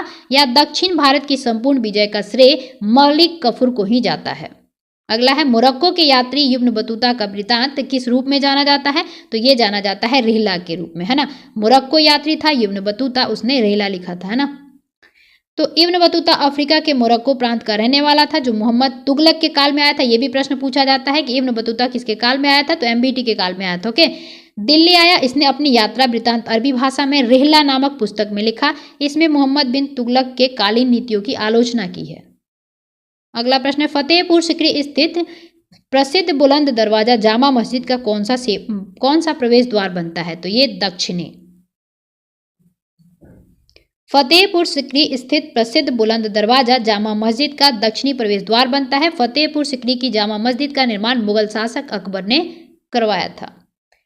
अगला प्रश्न, निम्नलिखित में से किस सुल्तान ने निजामुद्दीन औलिया ने भेंट करने से इनकार कर दिया था? यानी किस सुल्तान से मिलने से मना कर दिया था औलिया ने? तो वो हो जाएगा अलाउद्दीन खिलजी। शेख निजामुद्दीन औलिया ने 7 सुल्तानों का शासन देखा था। तो ये भी पूछा जाता है 7 सुल्तानों का शासन किसने देखा था? तो औलिया हो जाएगा। ओके, जो कि एक के बाद एक सत्ताहीन होते रहे, किंतु वे कभी भी किसी के दरबार में नहीं गए। सुल्तान अलाउद्दीन खिलजी ने शेख से मिलने का बहुत प्रयास किया, यहाँ तक कि उसने शेख के प्रिय शिष्य अमीर खुसरो के माध्यम से प्रयत्न किया, किंतु जब शेख को ज्ञात हुआ कि सुल्तान आने वाला है तो वे अजोधन चले गए। इस प्रकार औलिया ने ना तो सुल्तान से मिले और ना ही इनकार किया। दूसरी तरफ जब अलाउद्दीन ने उनसे मिलने की आज्ञा मांगी तो शेख ने उत्तर दिया कि मेरे मकान के 2 दरवाजे हैं, यदि सुल्तान एक द्वार से आएगा तो मैं दूसरे दरवाजे से बाहर चला जाऊंगा। दरवाजा से उन्होंने अलाउद्दीन से मिलने से इनकार कर दिया। वे महबूब इलाही के नाम से प्रसिद्ध थे। 12 मासा की रचना किसने की थी? तो यही मलिक मोहम्मद जायसी ने किया था। पद्मावत भी इन्होंने ही किया था, है ना। तो 12 मासा की रचना भी मलिक मोहम्मद जायसी ने की थी। जायसी की पद्मावत, अखरावट तथा आखिरी कलाम में पद्मावत का हिंदी साहित्य में महत्वपूर्ण स्थान है। अगला प्रश्न है, पानीपत के युद्ध में बाबर की जीत का मुख्य कारण क्या था? तो ये आपकी उसकी सैन्य कुशलता, है ना। पानीपत की पहली लड़ाई देखेंगे 21 अप्रैल 1526 को बाबर एवं इब्राहिम लोदी के बीच हुई, जिसमें अपनी सैन्य कुशलता के बल पर बाबर ने विजय प्राप्त की। बाबर की सैन्य संख्या लोदी सेना से कम थी, बहुत कम थी इवन, फिर भी उसकी कुशल सैन्य नीति के चलते विजयश्री ने उसका विवरण उसका वर्णन किया। इब्राहिम लोदी स्वयं एक अनुभव शून्य व्यक्ति था। बाबर लिखता है कि वह अनुभवहीन व्यक्ति था जो अपनी गतिविधियों में बड़ी असावधानी रखता था। वह बिना किसी व्यवस्था के आगे बढ़ता, रुकता और बिना किसी दूरदर्शिता के संघर्ष में लीन हो जाता था। देखिए, अगर वीडियो आप लोगों को पसंद आता है तो वीडियो को लाइक किया करें। अगर आप लोगों का अच्छा रिस्पांस आता है तो मध्य प्रदेश से जितने भी प्रश्न पूछे गए हिस्ट्री के, वो सारे प्रश्न भी मैं करवाने की कोशिश करूंगी। ओके, चलिए, तुजुक ए बाबरी किस भाषा में लिखा गया था? तो तुजुक ए बाबरी आपका तुर्की भाषा में लिखा गया था, जो बाबर के द्वारा है। तो मुगल साम्राज्य की आधारशिला रखने वाले जहरुद्दीन मोहम्मद बाबर ने अपने जीवन संबंधी घटनाओं को एक ग्रंथ में स्वयं ही लिखा। इसे तुजुक ए बाबरी कहा जाता है। यह किताब तुर्की भाषा में है, किंतु तुर्की मुगल दरबार की राजभाषा नहीं थी, ध्यान रखिएगा, फारसी हुआ करती थी। हुमायूं ने चुनार दुर्ग पर प्रथम बार आक्रमण कब किया था? तो ये 1532 में किया था। तो यही है, हुमायूं ने चुनार दुर्ग पर प्रथम आक्रमण 1532 में किया था। इस किले को उसने 4 महीने तक घेरे रखा, जिसके बाद शेर खान ने हुमायूं की अधीनता स्वीकार कर ली। इसके अतिरिक्त 1531 में उसने कालिंजर पर आक्रमण किया। 1532 ईस्वी में रायशीन के महत्वपूर्ण किलों को उसने जीत लिया। अगला प्रश्न है, निम्नलिखित में से किसने अपने बादशाह पति के लिए मकबरे का निर्माण कराया था? तो ये हो जाएंगी हाजी बेगम। हाजी बेगम ने अपने पति हुमायूं के मकबरे का निर्माण दिल्ली दीनपनाह में 1565 से 72 में करवाया था। इस मकबरे का नक्शा मिर्जा गियास ईरानी वास्तुकार हुआ करते थे, वो तैयार किए थे। श्वेत संगमरमर से बना यह भारत का प्रथम गुंबद वाला मकबरा है। इस मकबरे के परितः एक बाग की रचना भी हुई है। तो ये भी पूछा जाता है कि किस मकबरे के पास जो है आपका ये एक बाग है, तो ये हुमायूं के मकबरे के समय में है ना। तो हुमायूं नुमा की रचना किसने की थी? तो ये हो जाएंगी गुलबदन बेगम। बाबर की पुत्री गुलबदन बेगम ने हुमायूं नामा की रचना की, जो फारसी भाषा में है। बादशाह अकबर ने अकबरनामा के प्रणयन के लिए सामग्री एकत्र करने के उद्देश्य से यह आदेश दिया था कि बाबर तथा हुमायूं के राज्यकाल के विषय में जिसे कुछ भी स्मरण हो वह उसे लेख करके उसकी सेवा में प्रस्तुत करे। अतः अनेक लोगों ने इतिहास लिखना प्रारंभ किया। गुलबदन के हुमायूं नामा की रचना इसी आदेशानुसार हुई थी। अगला प्रश्न है, हुमायूं द्वारा लड़े गए 4 प्रमुख युद्धों की तिथि अनुसार सही क्रम अंकित करें और युद्ध स्थलों के नाम नीचे अंकित है। तो देखते हैं, तो ये हो जाएगा देवराज चौसा का युद्ध, कन्नौज और सरहिंद का युद्ध। हुमायूं द्वारा लड़े गए 4 प्रमुख युद्ध कौन कौन से हैं? तो ये भी ध्यान रखिएगा। उसके बाद सन भी याद रखेंगे, है ना। तो 1532 ईस्वी में उसने गोमती के तट पर स्थित देवरा का युद्ध या दोराहा का नामक स्थान पर अफगान विद्रोहियों को परास्त किया। और 26 जून 1539 को चौसा का युद्ध हुमायूं को शेरशाह से पराजित होना पड़ा। इसी युद्ध में निजाम नामक भीष्मी ने हुमायूं की जान बचाई। हुमायूं के विरुद्ध चौसा की इस विजय से शेरशाह की शक्ति एवं प्रतिष्ठा दोनों में वृद्धि हो गई, है ना। उसने शेरशाह की पदवी धारण कर अपने नाम का खुतबा पढ़वाया, सिक्के पर भी अंकित करवाया। 17 मई 1540 को कन्नौज या बिलग्राम के युद्ध में भी हुमायूं को शेरशाह से पराजित होना पड़ा। विवश होकर एक निर्वासित की भांति इधर उधर भटकना पड़ा। 22 जून 1555 को देखेंगे सरहिंद का युद्ध होता है, उसमें विजयी हो जाता है हुमायूं और एक बार फिर से वो अपना खोया हुआ राज वापस ले लेता है ना। अगला प्रश्न है, निम्नलिखित में से किस सुल्तान ने पहले हजरत आला की उपाधि अपनाई और बाद में सुल्तान की? तो ये हो जाएगा शेरशाह सूरी, ध्यान रखिएगा। तो वही है हजरत आला की उपाधि, वो अपना 1539 ईस्वी में चौसा के युद्ध में हुमायूं को पराजित करके उसने शेरशाह की उपाधि धारण की तथा अपने नाम का खुतबा भी पढ़वाया था। ओके, अगला है, शेरशाह का मकबरा कहाँ स्थित है? तो ये प्रश्न भी बहुत बार पूछा जाता है। सासाराम। शेरशाह का मकबरा बिहार के रोहतास जिले में सासाराम नामक स्थान पर एक तालाब के बीच ऊंचे चबूतरे पर बना है। कालिंजर युद्ध 1545 ईस्वी के दौरान बम जो था वो फेंका था, उसी पे मतलब कि फूट गया था, उसी में इसको दौरान घायल होने से शेरशाह की मृत्यु हो गई थी। तो कालिंजर का युद्ध याद रखिएगा। अगला है, हल्दी घाटी के युद्ध महाराणा प्रताप की सेना के सेनापति कौन थे उस समय? तो हकीम खान थे। हल्दी घाटी का युद्ध कब हुआ था? 1576 में महाराणा प्रताप और मुगल सेनापति मानसिंह एवं आसफ खां के मध्य लड़ा गया। राजपूत योद्धाओं के अलावा राणा की सेना के अग्रभाग का नेतृत्व अफगानों की एक टुकड़ी के साथ हकीम खां सूर कर रहा था। राणा की सेना भीलों की भी एक छोटी सी टुकड़ी शामिल थी। यह राणा की मुगलों के साथ आमने सामने की आखिरी मुठभेड़ थी। आगे उसने छापामार युद्ध का भी सहारा लिया था। अगला प्रश्न है, निम्नलिखित में से किस मुगल शासक ने तीर्थ यात्रा कर समाप्त कर दिया था? तो ये अकबर हो जाएंगे, ठीक है। शासन व्यवस्था को स्थापित करने का श्रेय अकबर को ही है। उसकी केंद्रीय शासन व्यवस्था तथा बादशाह के पद और अधिकारों के एवं कर्तव्यों की व्याख्या, उसका प्रांतीय शासन, उसकी लगान व्यवस्था, उसकी मुद्रा व्यवस्था, उसकी मनसबदारी व्यवस्था आदि सभी उसके समय में सफलता प्राप्त हुई। वह उसके उत्तराधिकारियों के लिए आधार स्वरूप बनी। अकबर प्रथम मुस्लिम शासक था जिसने हिंदू और मुसलमानों को निकट लाने का प्रयास किया था। अपनी उदार धार्मिक नीति के अंतर्गत उसने 1500, अब ये सन जरूर याद रखिएगा कि 1562 में दास प्रथा और 1563 में तीर्थ यात्रा कर तथा 1564 में देखेंगे जजिया कर को समाप्त कर देता है। तो ये सन जरूर याद रखिएगा, 1562 दास प्रथा और 1563 में तीर्थ यात्रा, और आपका अगला क्या हो जाएगा, जजिया, यानी कि दास, तीर्थ और जजिया। अपने सामाजिक सुधार के अंतर्गत उसने बाल विवाह एवं सती प्रथा को भी रोकने का प्रयत्न किया। अतः अकबर की लोकप्रियता के कारण उपयुक्त चारों बिंदुओं को सम्मिलित किया जाता है। ठीक है, अकबर ने बंगाल तथा बिहार को मुगल में साम्राज्य में कब मिलाया था, तो ये 1576 में। 1572 में सुलेमान की मृत्यु के बाद उसका पुत्र दाऊद खां गद्दी पर बैठा। दाऊद खां ने अपने को स्वतंत्र घोषित कर पटना के मुगल किले पर आक्रमण किया। अकबर ने मुनीम खां को दाऊद पर आक्रमण करने तथा बिहार को जीतने का आदेश दिया। मुनीम खां ने दाऊद खां को एक युद्ध में पराजित कर दिया तथा 1574 में बिहार पर मुगलों का आधिपत्य हो गया। पराजित होने के बाद दाऊद बंगाल भाग गया, किंतु 12 मार्च 1576 को टोडरमल, मुजफ्फर खां एवं हुसैन कुली खां ने मिलकर दाऊद को पूर्णतः पराजित किया। इस प्रकार 1576 ईस्वी में बंगाल में तथा बिहार को पूर्ण रूप से मुगल साम्राज्य में मिला दिया गया। अगला प्रश्न है, भारत की किसके शासन काल में इंग्लिश ईस्ट इंडिया कंपनी का गठन हुआ था, तो किसके शासन काल में यह हुआ था, तो अकबर के। ठीक है, दिसंबर 1599 में लंदन में कुछ व्यापारियों ने लॉर्ड मेयर की अध्यक्षता में एक सभा का आयोजन किया। इसमें पूर्वी द्वीप समूह के साथ व्यापार की योजनाएं तैयार की गई। इन व्यापारियों ने पूर्वी के देशों के साथ व्यापार करने की आशा से 1600 ईस्वी में एक कंपनी का गठन किया।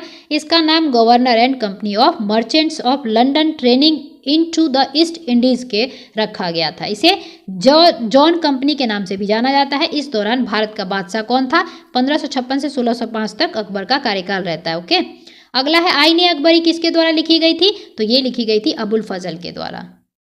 अकबरनामा, आईने अकबरी अकबर के नौरत्नों में से एक अबुल फजल द्वारा लिखी गई। यह अकबरनामा के 3 भागों में से तीसरा भाग है। इसमें अकबर कालीन शासन व्यवस्था के आधिकारिक वृत्तांत है। अगला प्रश्न है, एतमादुद्दौला का मकबरा आगरा में किसने बनवाया था, तो ये नूरजहां ने बनवाया था। एतमादुद्दौला का मकबरा नूरजहां ने 1622 से 28 के बीच में अपने पिता की मृत्यु के बाद बनवाया। यह आगरा में यमुना नदी के तट पर स्थित एक अत्यंत अलंकारिक इमारत है। यह चतुर्भुजाकार मकबरा बेदाग सफेद संगमरमर का बना ऐसा पहला मकबरा है जिसमें बड़े पैमाने पर संगमरमर का प्रयोग किया गया है तथा अलंकार के लिए इस्लामिक भवनों में पहली बार आपका पिटचुटूरा संगमरमर के सोने तथा कीमती पत्थरों की जड़ावत शैली का प्रयोग किया गया है। अगला है, परचिनकारी या पिट्रूडुरा निम्न में से किससे संबंधित है, तो अभी हमने जस्ट देखा ही, दीवारों में अर्धकीमती पत्थर जड़कर फूलों की नक्काशी करना, है ना। चलिए अगला प्रश्न है, मध्यकाल में बटाई शब्द का अर्थ क्या हुआ करता था, तो ये लगान निर्धारित का एक तरीका था। तो मध्यकाल में बटाई शब्द का तात्पर्य लगान निर्धारण की एक पद्धति थी जिसमें वास्तविक उपज का बंटवारा राज्य और कृषक के बीच होता था। शेरशाह सूरी ने लगान निर्धारण के लिए 3 प्रणालियां अपनाई थी। पहली ये थी नस के मुक्ताई अथवा कनकूद, और दूसरी नकदी अथवा जब्ती प्रथा। गल्ला बख्शी एवं बटाई 3 प्रकार की होती थी, खेत बटाई, लंक बटाई और आपका रास बटाई। किस मुगल शासक ने चित्रकारी के लिए कारखाने बनवाए थे, तो ये हो जाएंगे आपको, कारखाने बनवाया था हुमायूं ने। हुमायूं ने चित्रकारी के लिए कारखाना अनुसार मतलब बनवाया था। उसके बाद देखेंगे आप, जो उसकी पुस्तकालय से जुड़ा था। ज्ञातव्य है कि बिहार लोक सेवा आयोग ने इसका उत्तर प्रश्न विकल्प बी माना था, वही अकबर माना था बिहार ने, है ना, बिहार बीपीएससी ने। चलिए अगला प्रश्न है, दास्तान अमीर हमजा का चित्रांकन किसके द्वारा किया गया था, तो अकबर ने अनेक ग्रंथों का चित्रित करवाया था। इसमें सर्वप्रथम दास्तान अमीर हमजा है। यह हुमायूं के काल में चित्रित होना आरंभ हुआ और अकबर के शासनकाल में पूर्ण हुआ था। तो हुमायूं के कारण में हुआ था। बदायूनी और शाह नवाज खां के अनुसार इसे तैयार करने के लिए लगभग 15 वर्ष लगे थे। तो इसमें पहले मीर सैयद अली तथा बाद में इसमें अब्बुद समद की देखरेख में प्रायः 50 चित्रकारों ने इसे तैयार किया था। इसमें करीब 1400 चित्र हैं। यह ग्रंथ फारसी नायक अमीर हमजा मोहम्मद साहब के चाचा के वीरतापूर्वक कारनामों का उल्लेख करता है। अतः ए और सी दोनों हो जाएंगे, है ना, यानी कि इन दोनों का इसमें क्या रहा है, मतलब कि योगदान रहा है। चलिए अगला प्रश्न है, यूरोपीय चित्रकारी का किसके दरबार में हुआ था प्रवेश, है ना। तो यूरोपीय चित्रकारी का प्रवेश आप देखेंगे अकबर के द्वार में हुआ था, दरबार में। तो अकबर के दरबार में यूरोपीय चित्रकारी कला का प्रवेश पुर्तगालियों के माध्यम से हुआ था, जिसने मुगल चित्रकारों ने दो विशेषताएं ग्रहण की थी। एक तो व्यक्ति विशेष का चित्रण और दूसरा दृश्य में आग दिखने वाली वस्तुओं को छोटे आकारों में बनाना, है ना। चित्रकला का विकास वैसे हुमायूं के शासनकाल में प्रारंभ हुआ। अकबर के शासनकाल में यूरोपीय चित्रकला का प्रभाव मुगल चित्रकला शैली पर पड़ा। अकबर के दरबार में मिशमीन एक यूरोपीय शैली का चित्रकार था। अकबर के समय दसवंत अग्रणी चित्रकार था। जहांगीर के शासनकाल में मुगल चित्रकला स्वर्ण युगीन स्वर्णकाल कहा जाता है, जहांगीर के समय। ओके, तो चित्रकला का स्वर्ण युग कौन सा था, तो जहांगीर के समय। दसवंत और बशावन प्रसिद्ध चित्रकार मुगल सम्राट के किसके राज दरबारी हुआ करते थे, तो ये अकबर के समय हुआ करते थे।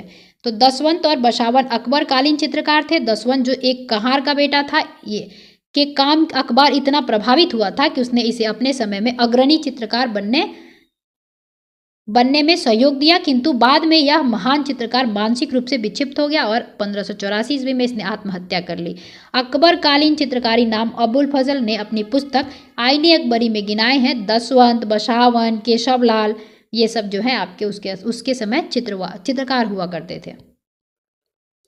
मुगल चित्रकला किसके नेतृत्व में अपने शीर्ष बिंदु पर थी, तो हमने अभी जस्ट देखा ही, जहांगीर को जो है स्वर्ण युग कहा जाता है चित्रकला का। ठीक है, यहाँ पे ध्यान रखिएगा कि जहांगीर की आत्मकथा तुजुके जहांगीरी के मुख्य पृष्ठ पर लगा दिया गया है, मतलब कि ये अबुल हसन द्वारा जो है जहांगीर के सिंहासन रोहण का एक चित्र बनाया गया था। तो उसको जहांगीर की आत्मकथा कौन सी है, तुजुके जहांगीरी। मुगल चित्रकला का स्वर्ण युग जहांगीर के समय को कहा जाता है। जब्ती प्रणाली किसकी उपज थी, तो हमने जस्ट अभी देखा ही अकबर की, है ना। अकबर के शासनकाल में भू राजस्व वसूली के लिए जब्ती प्रणाली का प्रचलन हुआ, जो भूमि सर्वेक्षण, भू राजस्व निर्धारण के लिए दस्तूरुल अमल तथा जब्ती खसरे की तैयारी पर आधारित थी, है ना। साम्राज्य के अधिकतर भूभाग में यही प्रणाली प्रचलित थी। इसके अतिरिक्त अकबर के समय कानकूत तथा आईने दहसाला जैसी अन्य भू राजस्व प्रणाली भी प्रचलित थी। अगला प्रश्न है, यह कथन किसका है कि अकबर के शासन में इलाहाबाद में 40 स्तंभ युक्त मंजिल के निर्माण में 5000 से 20,000 लोगों ने 40 साल तक काम किया था, तो ये विलियम फिंच ने कहा था। तो विलियम फिंच के अनुसार इलाहाबाद स्थित में पैलेस ऑफ 40 पिलर्स के निर्माण 40 वर्ष लगे थे, है ना। कश्मीर का अकबर नाम से कौन प्रसिद्ध है, तो ये हो जाएंगे आपको सुल्तान जैनुल आबिदीन, है ना। तो अकबर के समान धर्म सहिष्णु एवं सामाजिक कार्यों के लिए सुल्तान जैनुल आबिदीन को कश्मीर का अकबर कहा जाता है। तो ये भी एग्जाम में कई बार पूछा जाता है। ओके, संस्कृत के उनके अनेक महत्वपूर्ण ग्रंथों का अनुवाद कराया तथा श्री भट्ट, मंसूर बिन अहमद जैसे वैद्यों को उसने संरक्षण प्रदान किया था। अगला है, दो अस्पा एवं सिंह अस्पा प्रथा जो थी किसने शुरू की थी, तो दो अस्पा एवं सिंह अस्पा जहांगीर ने ये प्रथा जो है स्टार्ट की थी। तो दो अस्पा एवं सिंह अस्पा प्रथा जहांगीर ने चलाई थी। इसके अंतर्गत बिना जात पद बढ़ाए ही मनसबदारों को अधिक सेना रखना पड़ता था। अब जैसे दो अस्पा क्या था, तो इसमें मनसबदारों को अपने सवार पद के 2 गुने घोड़े रखने पड़ते थे, और सिंह अस्पा इसमें मनसबदारों को अपने सवार पद के 3 गुने घोड़े को रखना पड़ता था। अगला है, ईरान के शाह और मुगल शासकों के बीच झगड़े की जड़ क्या थी, तो वो मेन था आपका कंधार। कंधार राज्य ईरान के शाह और मुगलों के बीच संघर्ष की जड़ थी, क्योंकि कंधार को अपने हाथों में रखना मुगल शासक तथा ईरान के शाह के लिए प्रतिष्ठा का विषय बन गया था। दोनों शासकों की साम्राज्यवादी योजनाओं को कार्यान्वित किया जाना बहुत ही कंधार को अपने हाथों में रखने पर ही निर्भर करता था, है ना। अगला है, दिल्ली के लाल किले का निर्माण किसने करवाया था, तो ये भी एग्जाम में कई बार पूछा जाता है, शाहजहां। तो चलिए इसने क्या क्या निर्माण कराया था ये भी मिल जाएगा अभी। तो अकबर के फतेहपुर सिकरी की भांति शाहजहां ने दिल्ली में अपने नाम पर शाहजहानाबाद नामक एक नगर की स्थापना की और 1638 ईस्वी में की तथा वहां अनेक सुंदर एवं वैभवपूर्ण भवनों का निर्माण भी कराया। उसे सुसज्जित करने का प्रयास किया। शाहजहानाबाद के भवनों में लाल किला सबसे प्रमुख है। चतुर्भुजाकार यह किला लाल बलुआ पत्थर से निर्मित है। लाल किला के नाम से प्रसिद्ध इसीलिए हुआ था, वो लाल बलुआ पत्थर की वजह से, है ना। इसका निर्माण कार्यकाल 1639 में प्रारंभ हुआ तथा 9 साल में पूर्ण हुआ। इस किले के पश्चिमी द्वार का नाम लाहौरी दरवाजा एवं दक्षिणी द्वार का नाम दिल्ली दरवाजा है। यह सुंदरता तथा शोभा में अनोखा है तथा संभव विश्व में अतुल्य है। संभवतः निम्नलिखित में से किस इतिहासकार ने शाहजहां के शासनकाल को मुगल काल का स्वर्ण युग कहा था? तो ये कहे थे A.L. Srivastava. Doctor A.L. Srivastava ने अपनी पुस्तक मुगल कालीन भारत में लिखा है। तो ध्यान रखिएगा, मुगल कालीन भारत किसने लिखा है? तो A.L. श्रीवास्तव ने। उसी में उन्होंने कहा है कि शाहजहां का शासनकाल भारत के मध्ययुगीन इतिहास में स्वर्ण युग के नाम से प्रसिद्ध है। यह केवल कला और कला में भी वास्तुकला की दृष्टि से ही सत्य माना जा सकता है। J.N. सरकार और B.S. स्मिथ शाहजहां के काल को स्वर्ण काल मानने के पक्ष में नहीं है। S.R. शर्मा ने शाहजहां के काल को स्पष्ट रूप से मुगल काल का स्वर्ण काल माना है। अगला प्रश्न, औरंगजेब द्वारा चलाए जिहाद का अर्थ क्या था? तो दारुल इस्लाम, है ना। औरंगजेब सर्वोपरि एक उत्साही सुन्नी मुसलमान था, है ना। उसकी धार्मिक नीति सांसारिक लाभ के किसी विचार को जो है प्रभावित नहीं करती थी। उदार दारा के विरुद्ध सुन्नी कट्टरता के समर्थक के रूप में राज सिंहासन प्राप्त करने वाले की हैसियत से उसने कुरान कानून को कठोरता से लागू करने का प्रयत्न किया। इस कानून के अनुसार प्रत्येक धार्मिक मुसलमान को अल्लाह की राह में मेहनत करनी चाहिए, या दूसरे शब्दों में तब तक गैर मुसलमानी देशों दारुल हर्ब के विरुद्ध धर्म युद्ध जिहाद करना चाहिए जब तक कि वे इस्लाम के राज्य दारुल इस्लाम के रूप में परिवर्तित ना हो जाए। और अंग्रेजों से पहला मुगल यही था जिसने मतलब कि युद्ध किया था, है ना। पटना में किस सिख गुरु का जन्म हुआ था? तो पटना में किसका हुआ था? गोविंद सिंह का। तो श्री आपके गुरु गोविंद सिंह आपके सिखों में 10वें गुरु थे, है ना। तो ये भी ध्यान रखिएगा, 10वें गुरु। इनका जन्म 1666 ईस्वी में पटना बिहार में हुआ था, जबकि मृत्यु 7 अक्टूबर 1708 में नांदेड़ महाराष्ट्र में हुई थी।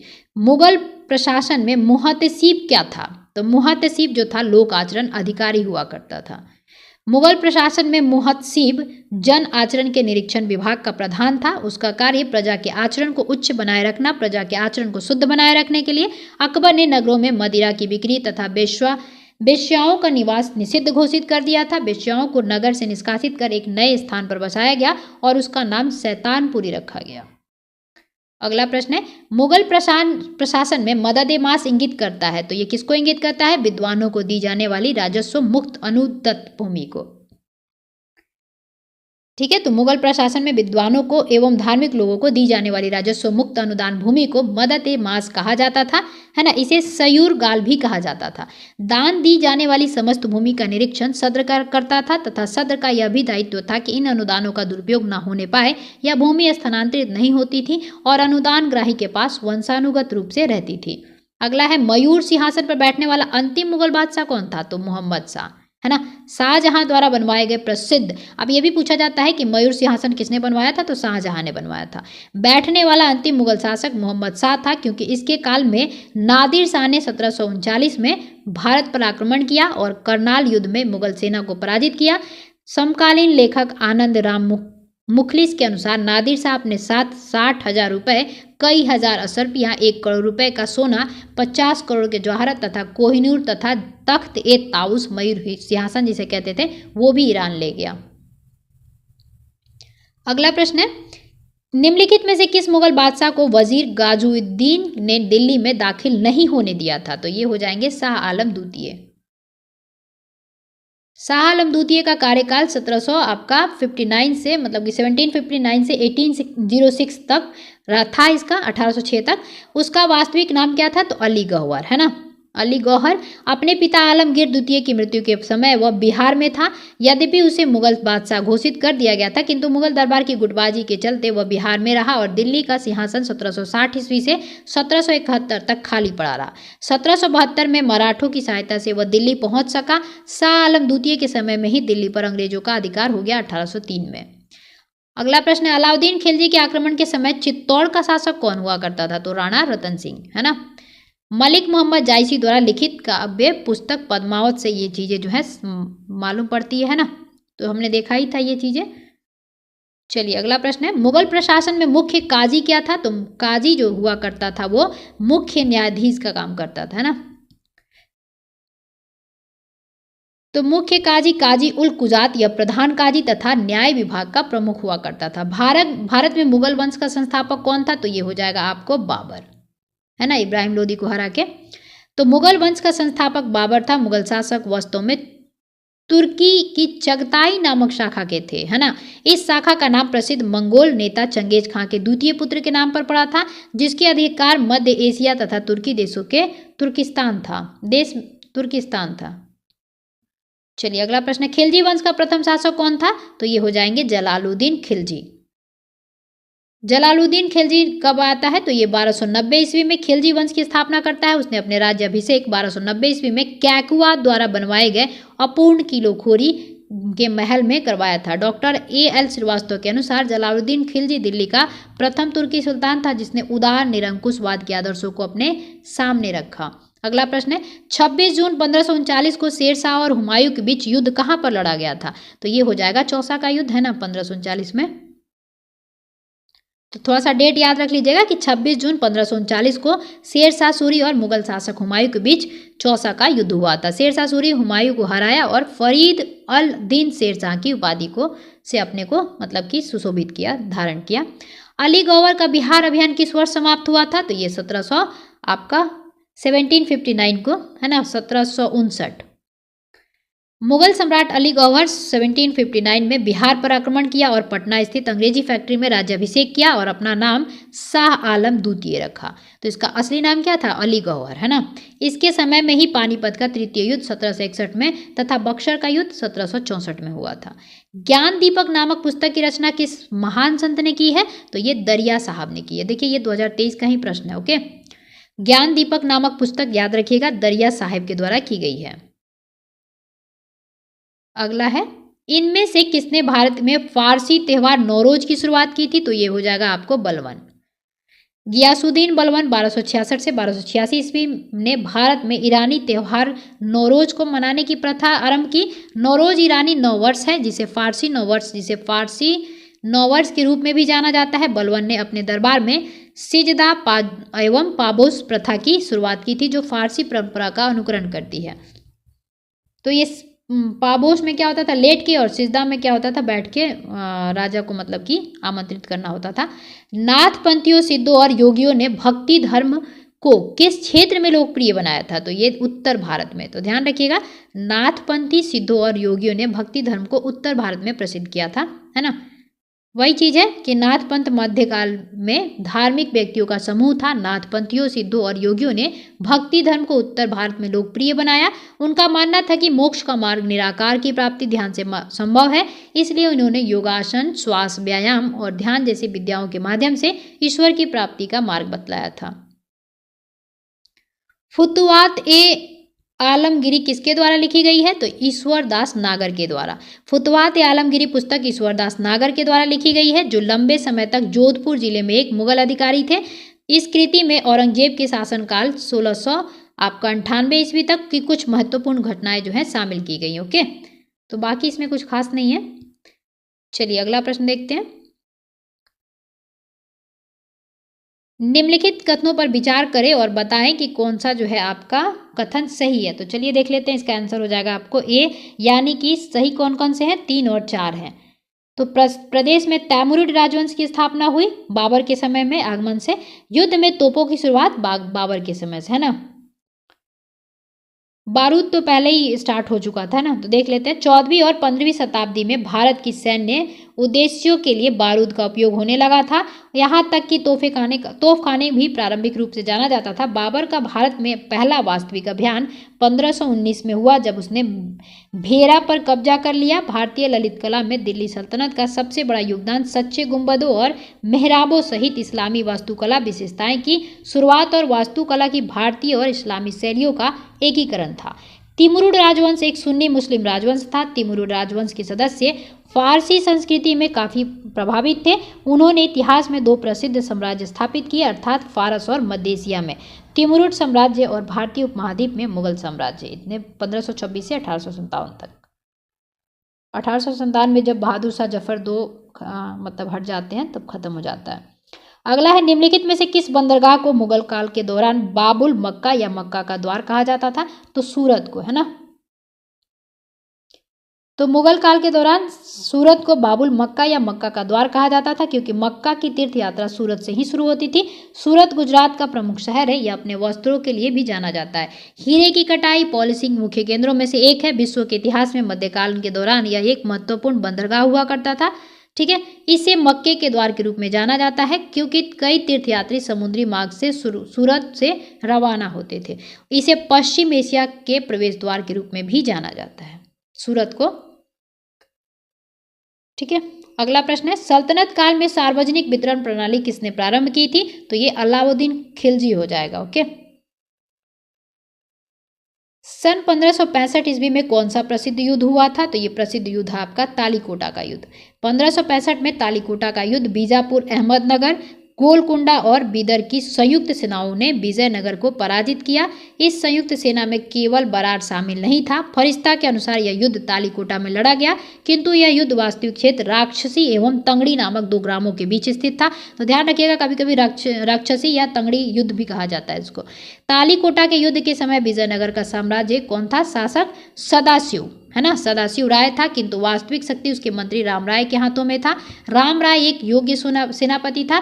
उसने बहमनी राज्यों के मुस्लिम शासकों के मध्य फूट डालने का प्रयास किया, सफल नहीं हुआ। तालीकोटा के इसी युद्ध में हुसैन निजाम शाह ने अपने हाथ से राम राय का वध कर दिया।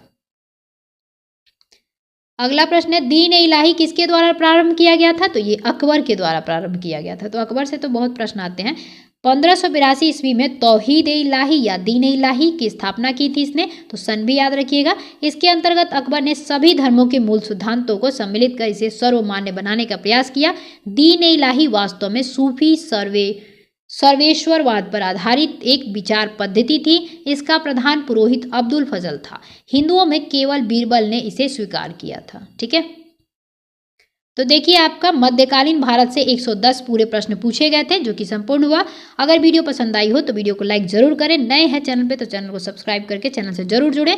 ठीक है, चलिए मिलते हैं अगले वीडियो में, तब तक के लिए जय हिंद।